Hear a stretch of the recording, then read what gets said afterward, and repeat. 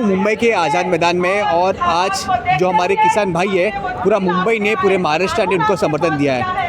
मुंब्रा क्षेत्र के कुछ स्थानीय रहवासी हमारे साथ मौजूद है, उन्होंने भी जब पूरे ऊर्जा के साथ हमारे किसान भाई को समर्थन दिया है। सर सभी का बहुत बहुत धन्यवाद कि तमाम जो हमारे देश के किसान हैं आप उनको समर्थन दे रहे हो। सर आज आपने भी छुट्टी लिया रहेगा काम से और आज प्रदर्शन में अपनी हिस्सा लिया, क्या बोलना चाहोगे इस विषय पर आप? सर अब इस वक्त पूरा देश का किसान रोड पे बैठा हुआ है, दिल्ली बॉर्डर पे वो 52 महीने से बैठे हुए हैं। हमको एक दिन निकाल के उनके लिए बैठना पड़ेगा आके, एक दिन ये आगे फिर कॉल आएगी, हम फिर आके बैठेंगे। हमारे किसान का हम साथ नहीं छोड़ेंगे, हम आएंगे उनके लिए, बार बार आएंगे और इस तरह के धरने हम करते रहेंगे जब तक ये केंद्र सरकार तीनों कानून वापस नहीं लेती है। यही सर जी, अगर हम अब नहीं टाइम निकालेंगे तो कब निकालेंगे आगे?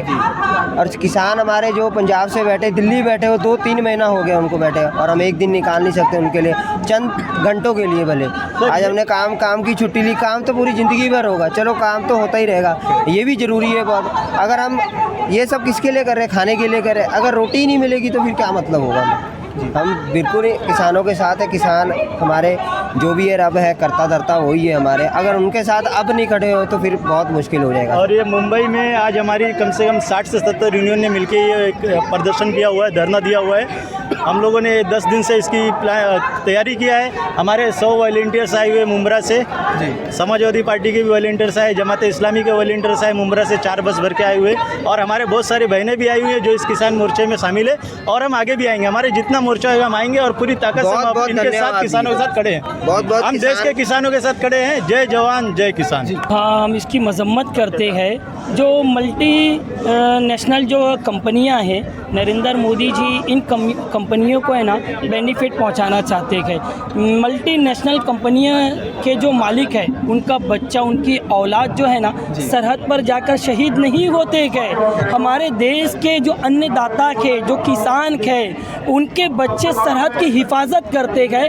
आज वो 50 दिन के ऊपर हो चुके हैं। अपनी बेबसी का इजहार कड़ाके की ठंड के अंदर दिल्ली की सरजमीन पर चिल्ला रखे गए, लेकिन अंधी बैरी सरकार को कोई सुन नहीं रखे गए। अभी सुप्रीम कोर्ट के अंदर बहस हो रखी थी, 11 पेज का ऑर्डर सुप्रीम कोर्ट ने जारी किया कि, और सुप्रीम कोर्ट ने केंद्र सरकार से कहा कि आपने जो कानून जो पास किया के किस प्रोसीजर से पास किया हमें पता के।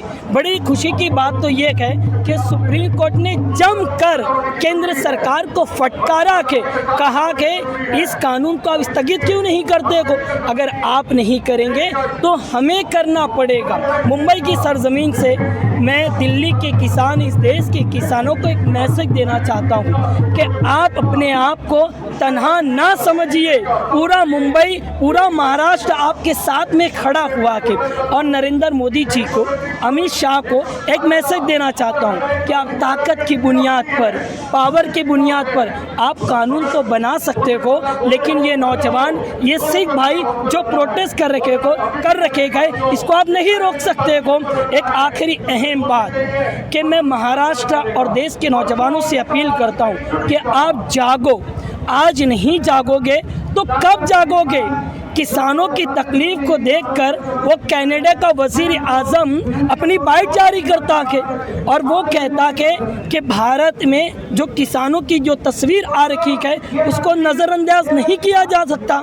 एक कनाडा का वज़ीर आज़म को तकलीफ़ होती है, लेकिन इस देश के वज़ीर आज़म जो कहता है मैं चौकीदार हूँ, जो कहता है 56 इंच का सीना है, उसको तकलीफ़ नहीं होती है। वो कहता है मैं चौकीदार हूँ। 65 किसान दिल्ली की सरजमीन पर मरे है, सुसाइड किए है। चौकीदार क्या कर रखा है?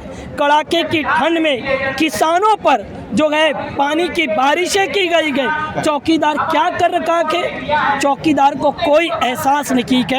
ये सरकार के जुमले गए, सबका साथ सबका विकास, तो किसानों का विकास कीजिए ना। आखिरी में जो हमारा जो संविधान है उसके अंदर 15 मरतबा किसी फार्मिंग को लेकर तस्करा किया गया है।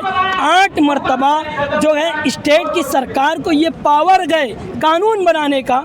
15 में से 14 जो पावर गए वो स्टेट को दिया गया कि आप कानून बना सकते हो।